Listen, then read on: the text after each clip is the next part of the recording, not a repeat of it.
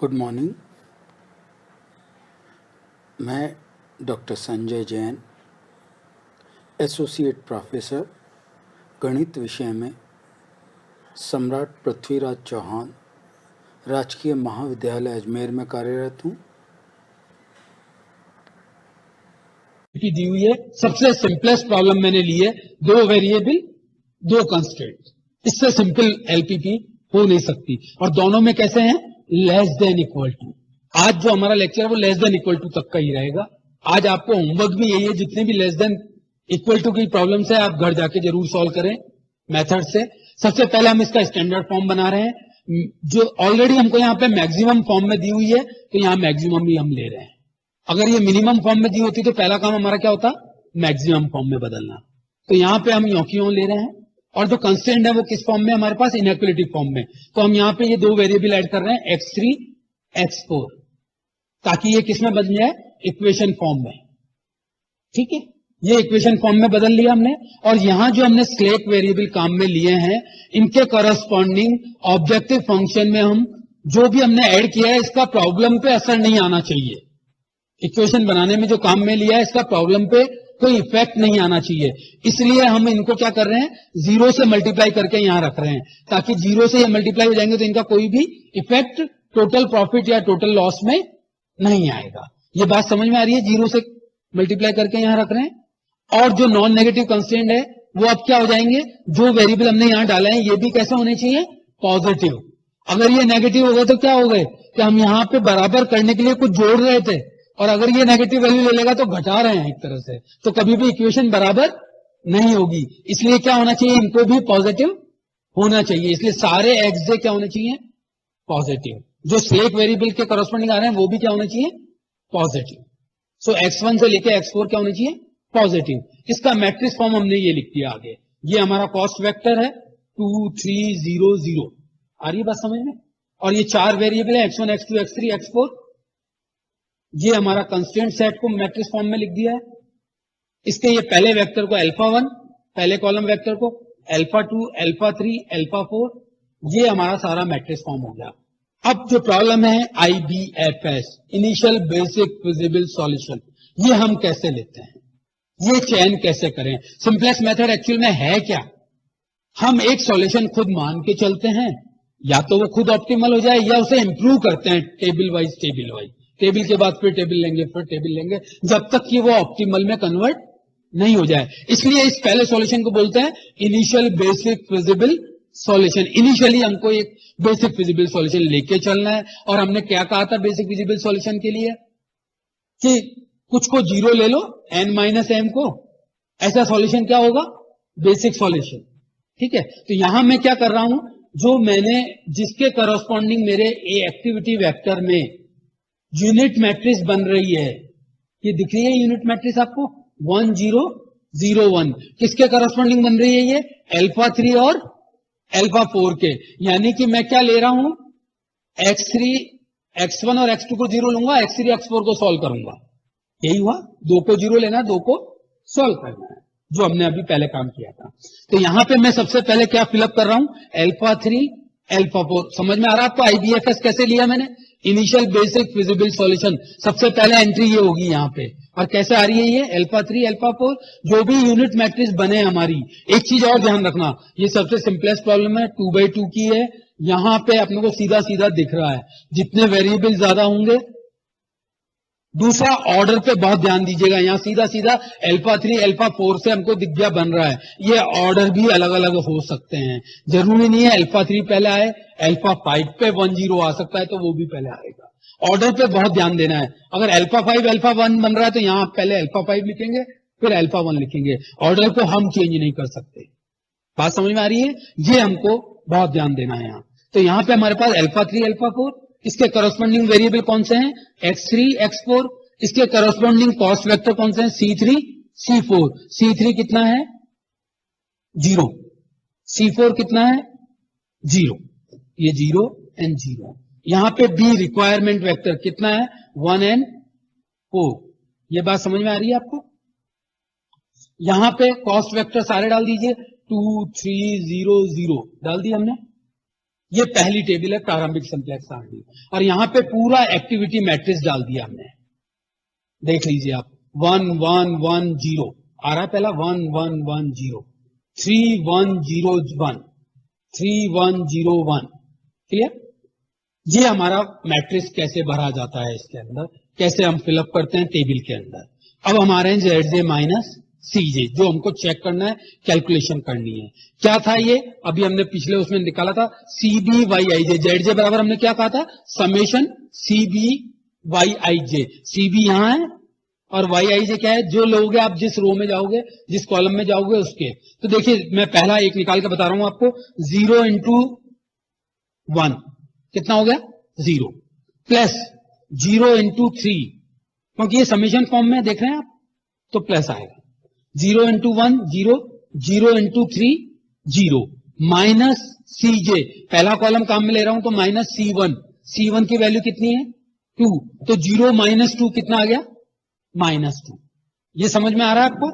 यहां लकीली हमारे पास generally less than constraint में यहां पे पहली टेबल में 0 0 आते हैं, इसलिए CBI YIJ की वैल्यू क्या हो जाएगी, 0 से मल्टीप्लाई करना है, टोटली 0 हो जाएगी। तो यहां पहली टेबल में क्या आ जाएंगे, सारे माइनस CJ आ जाएंगे। तो यहां -2, यहां -3, 0 0। लेकिन ऐसा सब जगह नहीं होगा, आगे जब हम बिग एम मेथड पढ़ेंगे, टू फेज पढ़ेंगे, वहां ऐसा नहीं होगा। तो इसे रट ना ले, जनरली बच्चे रट लेते हैं कि हमको पहली टेबल में ये सारे यूं उतारने हैं, वहां फिर चेंज हो जाएगा, ये हमको ध्यान रखना है। इसके बाद ये पहली टेबल हमारी कंप्लीट होती है, और इसमें हम ऑप्टिमिलिटी कंडीशन क्या है कि अगर हमारा ऑप्टिमिलिटी कंडीशन ZJ माइनस CJ सारे पॉजिटिव हो जाते हैं तो हमारा ऑप्टिमल सॉल्यूशन आ जाता है। पर यहां क्या सारे पॉजिटिव आ रहे हैं, नहीं आ रहे, -2 भी नेगेटिव है, -3 भी नेगेटिव है। तो यहां से हमको ये पता चल गया कि जो बेसिक सॉल्यूशन हम मान के चले थे बेसिक, वो ऑप्टिमल नहीं है, हमें ऑप्टिमल लाना है। तो हमें इसका मतलब इसको और इंप्रूव करना है। इंप्रूव करने के क्या तरीके हैं, कैसे करते हैं?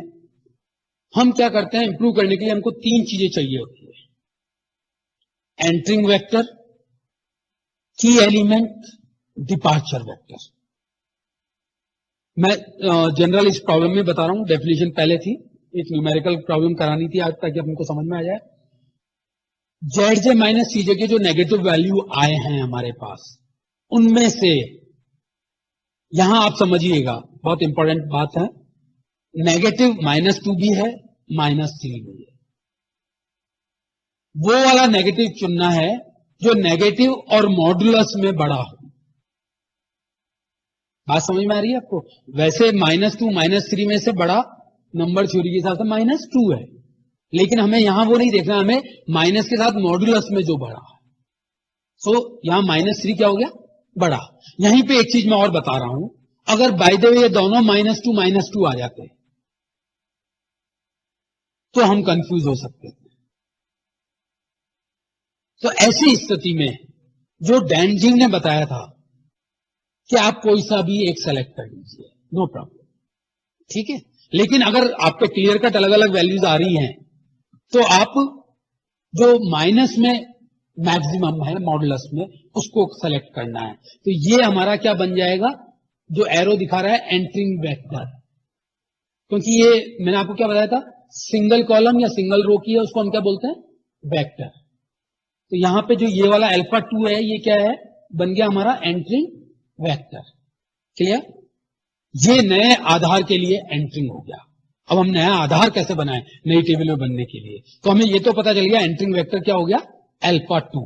लेकिन हम इसको रखें किसकी जगह, कुछ चीज निकालना भी पड़ेगी हमको। लेकिन उससे पहले एक वर्ड आता है की एलिमेंट। की एलिमेंट क्या होता है, B/YIJ। मैं एक मिनट बैक चल रहा हूं आपको डेफिनेशन बताने के लिए। या दिस वन, यहां पे B/YIJ अपन क्या करेंगे इसमें, इस डेफिनेशन को यूज करके की एलिमेंट के लिए यहां पे इनका जो एंटरिंग वेक्टर हुआ है केवल उस वाले के, B का यहां कितना वैल्यू है 1 और यहां कितना वैल्यू है 1, 1/1 1, यहां कितना वैल्यू है 4, यहां कितना वैल्यू है 1, 4/1 4। तो 1 इनका जो रेशियो आया है हमारा 1 और 4 में से मिनिमम कौन सा है 1, इसलिए इस 1 को क्या बन गया ये की एलिमेंट। एक बार और मैं बता रहा हूं B/Yij, और एक और शर्त है इसके साथ Yij ग्रेटर देन 0 होना चाहिए, इक्वल टू नहीं बोल रहा हूं मैं, क्योंकि हम 0 का कहीं भी डिवीजन नहीं दे सकते। B over Yij such that Yij should be positive, और इस रेशियो का मिनिमम जो होगा वो हमारा वो Yij की एलिमेंट को डिनोट करेगा। तो यहां पे 1/1 4/1 में से मिनिमम 1/1 है, और वो जो हमारा की एलिमेंट बनेगा वो Yij कौन सा है 1। इसको हमने एंड सर्किल कर दिया, तो हमें एंटरिंग वेक्टर क्लियर हो गया, की एलिमेंट क्लियर हो गया। की एलिमेंट के करस्पॉन्डिंग कौन सा वेरिएबल है α3, ये हमारा बन जाएगा डिपार्चर वेक्टर, उल्टा एरो डिपार्ट होगा ये। बात समझ में आ रही है। α2 एंटरिंग हो गया, α3 डिपार्चर हो गया। तो अब हमारे बेसिस में आ जाइए आप, α3 डिपार्चर हुआ था, इसकी जगह कौन सा आया था α2, तो यहां पे देखिए α2 आ गया, α1 के साथ α4 के साथ हमने कुछ भी नहीं किया, ये एज इट इज आ गया। एक ही वेक्टर एंटर होगा, एक ही डिपार्चर होगा। बात समझ में आ रही है आपको। तीन चीजें हमने काम में ली है, एंटरिंग वेक्टर, की एलिमेंट, डिपार्चर वेक्टर। बात समझ में आ रही है। नई एलिमेंट का हमारे पास नई टेबल में basis improve basic feasible solution मिल गया, α2 एंड α4। α2 के करस्पॉन्डिंग वेक्टर क्या होगा C2, या वेरिएबल क्या होगा x2, और α4 के करस्पॉन्डिंग होगा x4। तो α2 के करस्पॉन्डिंग वेरिएबल होगा C2, C2 की वैल्यू कितनी है 3, C1 C2 C3 C4, तो C2 कितना है 3, तो यहां कितना जाएगा 3। C4 हमारा ऑलरेडी कितना था 0, हम यहां भी 0। α2 के करस्पॉन्डिंग वेरिएबल x2 x4। अब यहां टेबल में हम इस मैट्रिक्स से नहीं भर पाएंगे, अब सब चीजें नए तरीके से होंगी। बस ये काम हम पहली मैट्रिक्स में ही कर सकते थे कि हमने कैसे लिया है, क्योंकि हम क्या कर रहे हैं इंप्रूव सॉल्यूशन निकाल रहे हैं। बात समझ में आ रही है। इंप्रूव कैसे करते हैं अब हम देखिए, इसमें अब रो कैसे बनेगी। हमेशा नई टेबल में, सेकंड टेबल में हमारे केस में वो रो पहले बनेगी जो जिसके करस्पॉन्डिंग पुरानी टेबल में की एलिमेंट है। की एलिमेंट कौन सी रो के करस्पॉन्डिंग है, फर्स्ट रो के करस्पॉन्डिंग। बात समझ में आ रही है। तो पहले हमारी इस टेबल में फर्स्ट रो फिलअप की जाएगी। फर्स्ट रो कैसे फिलअप करते हैं, जो पुरानी रो है उसके जितने ये एलिमेंट हैं इन सबको हम की एलिमेंट से डिवाइड कर देते हैं। पर्टिकुलर केस में यहां हमारा की एलिमेंट 1 आ रहा है, तो 1 से डिवाइड करने पे कोई फर्क नहीं आएगा। 1 से डिवाइड करेंगे तो वही नंबर हमें वापस मिल जाएगा। तो यहां पे ये देखिए पूरी रो यों का यों यहां आ रही है। बात समझ में आ रही है। अगर यहां ये 2 होता तो यहां 1/2 आता, यहां 1/2 आता, यहां 1/2 आता, यहां 1/2 आता, और यहां 0 आता। बात समझ में आ रही है। जो भी की एलिमेंट है उससे डिवाइड कर दीजिए पहली रो को। क्लियर। नेक्स्ट अगली रो जिसको हम नया नाम देंगे न्यू रो, जो हमको निकालनी है। इसके लिए किताबों में कुछ अलग अलग मेथड दिया है। मैं जो फॉर्मूला जनरली काम में लेता हूं, यहां आप आइएगा। ओल्ड रो, जो पुरानी टेबल में ये ओल्ड रो है 4 3 1 0 1, जिसको हमको निकालनी है 4 3 1 0 1, ये हमारी ओल्ड रो उस टेबल में जो है। क्लियर। करस्पॉन्डिंग की एलिमेंट, इस की एलिमेंट के करस्पॉन्डिंग इस रो में कौन सा एलिमेंट है 1, वो सब जगह 1 आ जाएगा। अगर यहां 2 होता तो यहां सब जगह क्या आ जाएगा माइनस होके 2 into new row. New row कौन सी, ये जो आई है, केवल न्यू रो दूसरी टेबल से जो की एलिमेंट से भाग देके आई है। क्या आई है 1 1 1 1 0 आ रही है। इनको आप सॉल्व कर लीजिए। 4 माइनस 1 इंटू 1 3, 3 माइनस 1 इंटू 1, ये सारी टेबल में लागू होगा। ये एक स्टैंडर्ड फॉर्मूला, क्या करना है, ओल्ड रो माइनस उस रो में की एलिमेंट के कॉरस्पॉन्डिंग कौन सा रो है वो, मल्टीप्लाई बाई जो नई रो है, और नई रो हमेशा वो रो होगी जो की एलिमेंट से बनी है। यहां तो 2 ही है, अगर मान लिया कहीं ज्यादा कंस्टेंट होंगे तो 4-5 बन जाएगी, लेकिन हमेशा नई रो कौन सी लेनी है, जो की एलिमेंट के कॉरस्पॉन्डिंग से बन रही है। बात समझ में आ रही है? इसमें कोई बदलाव नहीं करना है। जनरली बच्चे जब हम कॉपी इवेल्युएट करते हैं, नई रो जो बनाते हैं, मान लिया ये दूसरी रो बनाई, इसको नहीं समझ लेते हैं और इसके एलिमेंट से मल्टीप्लाई कर देते हैं, सारा क्वेश्चन गलत हो जाता है। ठीक है, तो यहां हमारे पास क्या आ गया, ये 3 2 0 -1 1, ये हमारा ये नया आ गया। ठीक है, 3 यहां आ गया, 2 0 -1 1, ये नई रो बन गई हमारी। तो ये मैट्रिक्स हमारी कंप्लीट हो गई, ये टेबल हमारी सिंप्लेक्स टेबल। अब हम जेड जे माइनस सी जे उसी तरीके से निकाल रहे हैं। 3 इंटू 1 प्लस 0 इंटू 2 कितना हो गया टोटल 3 माइनस सी जे C1 3 माइनस 2 1 आ रहा है यहां। Next 3 into 1 plus 0 into 0 total हो गया 3 माइनस 3 कितना हो गया 0, 3 minus 3 0। Next 3 into 1 3 0 into minus 1 0 total हो गया 3 minus 0 3 3 into 0 0 into 1 total 0 minus 0 0। अब हम यहां क्या देख रहे हैं, सारे जेड जे माइनस सी जे क्या हो गए पॉजिटिव। तो ये जो हमारा इंप्रूव बेसिक फिजिबल सॉल्यूशन हुआ है ये ऑप्टिमल है। हमने क्या कहा था, जितने फिजिबल सॉल्यूशन है उनमें से कोई एक क्या होगा ऑप्टिमल होगा, ये आ गया हमारे पास ऑप्टिमल। इसके करस्पॉन्डिंग x2 किसके बराबर हो जाएगा 1 के। कैसे होगा, मैंने आपको एक जगह बताया था, yj is equal to B inverse alpha J बताया था। तो ये सॉल्व होके अल्फा 2 जो आ रहा है इसका x y की सॉल्यूशन कितना आ रहा है 1, इसका इनवर्स बन के। तो यहां पे क्या हो जाएगा x2 बराबर 1 और x4 बराबर 3।